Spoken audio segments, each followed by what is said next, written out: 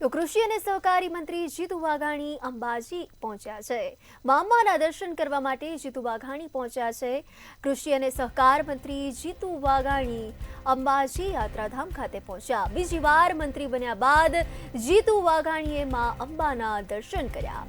અંબાજી માતાના દર્શન બાદ ગણેશજીના પણ આશીર્વાદ લીધા છે। માં અંબાજીના દર્શન બાદ વિઘ્નહર્તા ગણપતિના પણ આશીર્વાદ લીધા। મંદિર દેવસ્થાન ટ્રસ્ટ દ્વારા વાઘાણીનું ઉષ્માભેર સ્વાગત કરવામાં આવ્યું। કૃષિ સહાય પુતે કૃષિ મંત્રી જીતુ વાઘાણીએ એક મોટી જાહેરાત પણ કરી છે।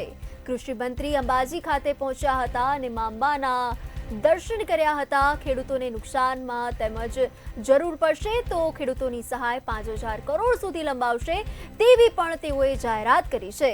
આ ઉપરાંત દેશભરની જનતાને સુખ સમૃદ્ધિની પ્રાપ્તિ માટેની પણ મા અંબાના ચરણોમાં પ્રાર્થના કરી। 2500 કરોડની સહાય એ માનવતાની દ્રષ્ટિએ કરવામાં આવી છે। જો સહાય ઓછી પડશે તો તેને 5,000 કરોડ સુધી લંબાવાશે તેવી પણ જાહેરાત કરવામાં આવી છે। જીતુ વાઘાણી અંબાજી ખાતે પહોંચ્યા હતા।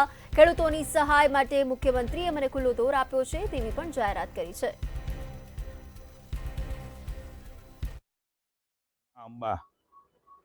અંબાજી ખાતે બિરાજે છે। સમગ્ર વિશ્વનું સર્જન જેમણે કર્યું છે। નવા વર્ષે એમના દર્શન કરીને આશીર્વાદ લઈને પાવન થવાની ઘડી મને સૌભાગ્ય પ્રાપ્ત થયું છે। માં અંબાના ચરણોમાં હું વંદન કરું છું। માં જગતજનની જગદંબિકા અંબે માં એ તો વિશ્વના ગાદીપતિ છે, પણ આપણે ભાગશાળી છે કે ગુજરાતમાં બિરાજે છે। એવી માં, સર્વનું કલ્યાણ કરનારી માં, સર્વના દુઃખ દર્દો ભાંગનારી માં શબ્દ જ બહુ છે। માં કરુણા અને વાત્સલ્ય મૂર્તિ એવી આપણે આ માં છે। બધાને એમના વિશેષ આશીર્વાદ સમગ્ર વિશ્વને મળે છે। ત્યારે હું નવા વર્ષે માના દર્શન કરવા, માના દર્શન તો નવું વર્ષ હોય કે જૂનું વર્ષ હોય કાયમ છે, કારણ કે માને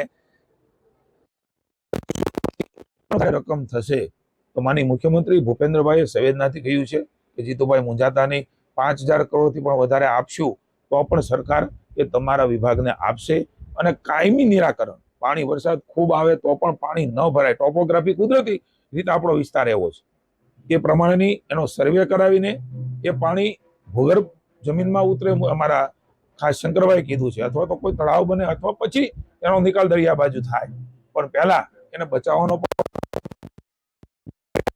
અને ભગવાનને